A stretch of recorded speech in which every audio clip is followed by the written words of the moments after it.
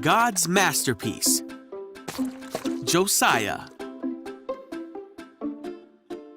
This is Josiah. Heyo! Josiah became king of Israel when he was only 8 years old. Yep.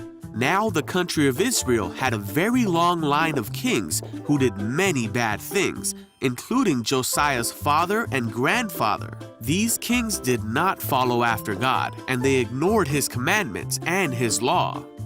But when Josiah became king, he did what God wanted him to and followed the example of King David.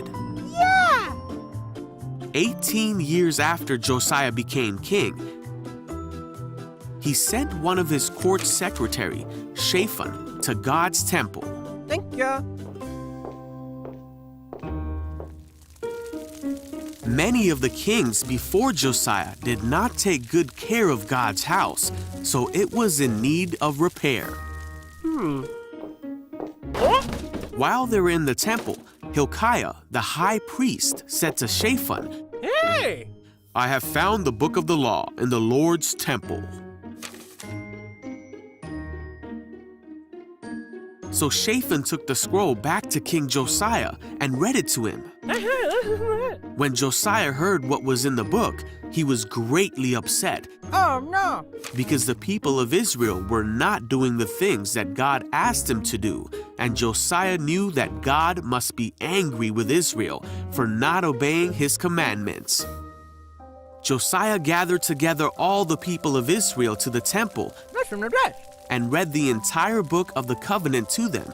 That very day, Josiah and all the people promised that they would obey all of what God commanded with all their hearts and souls. We promise you! Josiah went on to help Israel become a people fully committed to God. He tore down all the other temples and the idols that they had set up. He got rid of all the people who were doing bad things all throughout Israel.